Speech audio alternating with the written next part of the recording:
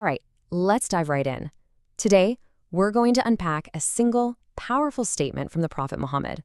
It's one of those statements that's so foundational, it's been called a test for the very perfection of our faith. And really, it holds the key to building a truly compassionate, connected community. It's just one short sentence, but believe me, it contains a whole universe of meaning about our inner spiritual state and how we relate to everyone around us. So, let's get into it. So, here's how we're going to break this down. First, we'll look at the narration itself, what it actually says, and just as importantly, why we can trust it. Then, we're going to explore what this statement reveals about the very nature of faith. From there, we'll dig into its definition of what true brotherhood looks like. And finally, we'll uncover just how deep and how wide this idea of love really goes. Okay, so first things first, let's start at the source. To really get the weight of this teaching, we have to look at the exact words that were spoken and understand why they're considered completely trustworthy. See, in the Islamic tradition, the authenticity of a narration is, well, it's everything. It's the difference between a nice piece of advice and a foundational principle of the entire faith.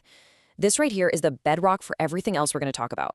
Here it is in its original Arabic. We always like to show it this way first, to honor the source and really connect with the precise language the Prophet, peace be upon him, used.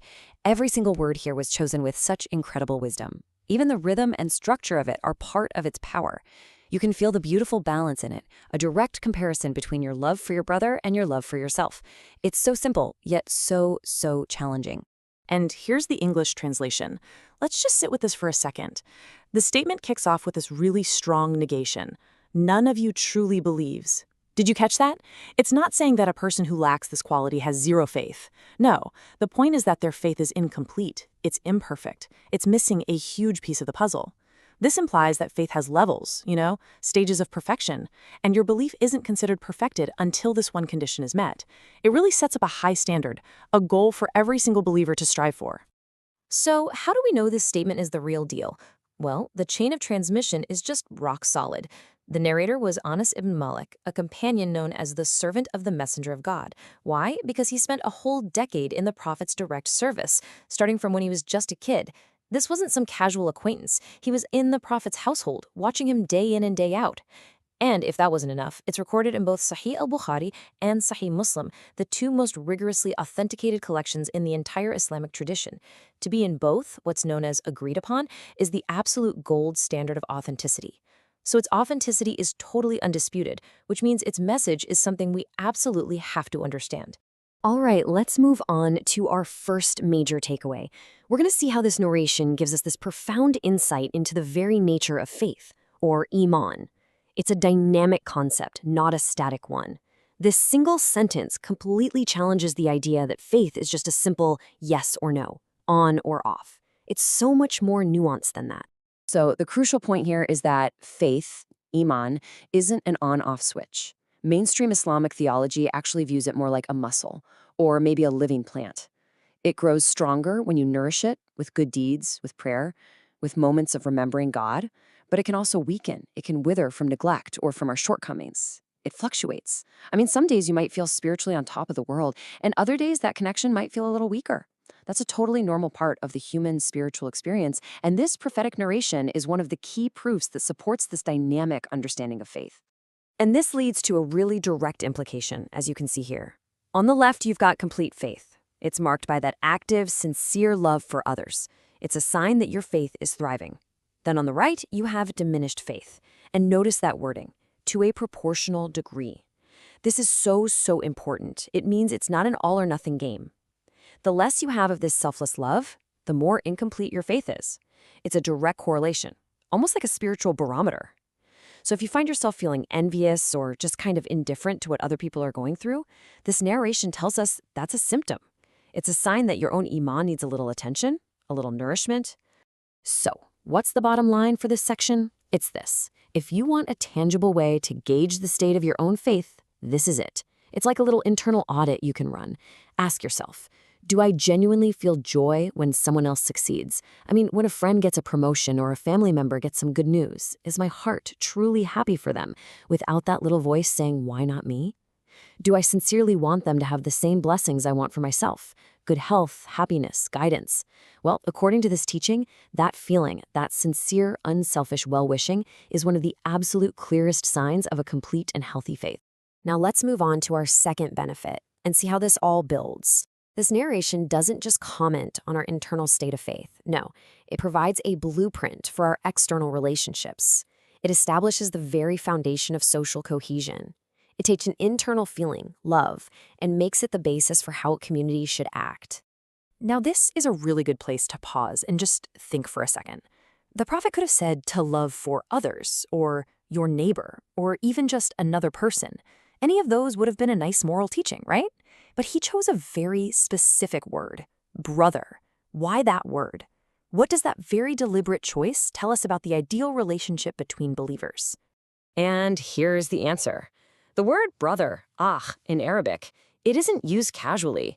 It's meant to bring up feelings of kinship, a shared identity, a mutual responsibility.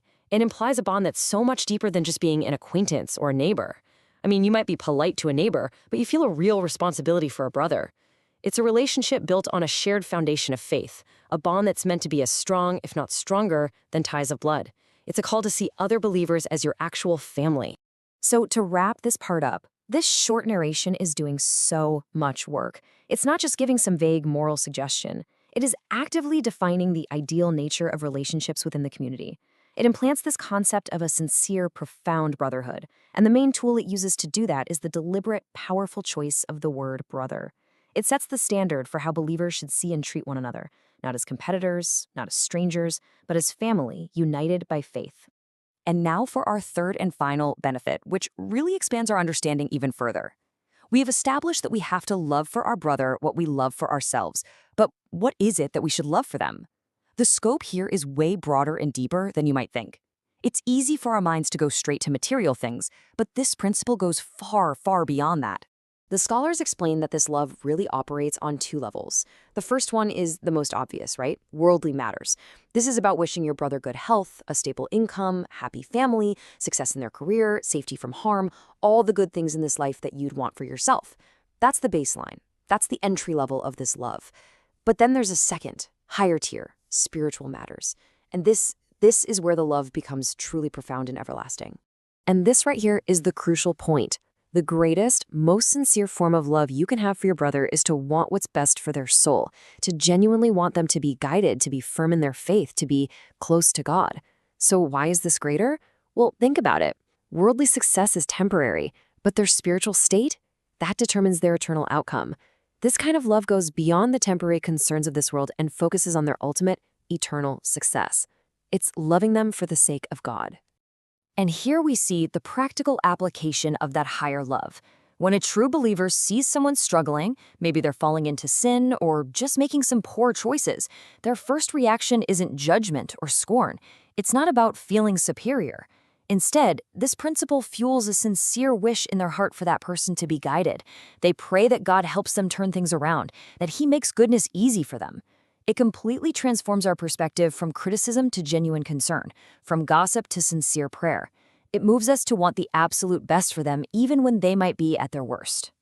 So to bring it all home, this one short sentence has given us 3 huge lessons. First, our faith is dynamic. It's not some fixed state, and this selfless love for others is like a barometer for its health. Second, it defines our relationships, pushing us beyond just being tolerant towards a deep, sincere brotherhood, a true spiritual family. And third, this love is comprehensive. It's not just about wishing others worldly success, but most importantly, wanting for them the ultimate success, guidance, and closeness to God. And we'll leave you with this final thought to chew on. We've talked a lot about an individual's faith and our one-on-one relationships. But what happens when you scale this up? What happens when this principle becomes the guiding ethos of an entire community, an entire society? Imagine a society built on the foundation of its members genuinely wanting for others what they want for themselves, in their economy, in their justice system, in how they care for each other. How would that transform the world we live in? That's something to really reflect on. Thanks so much for joining us.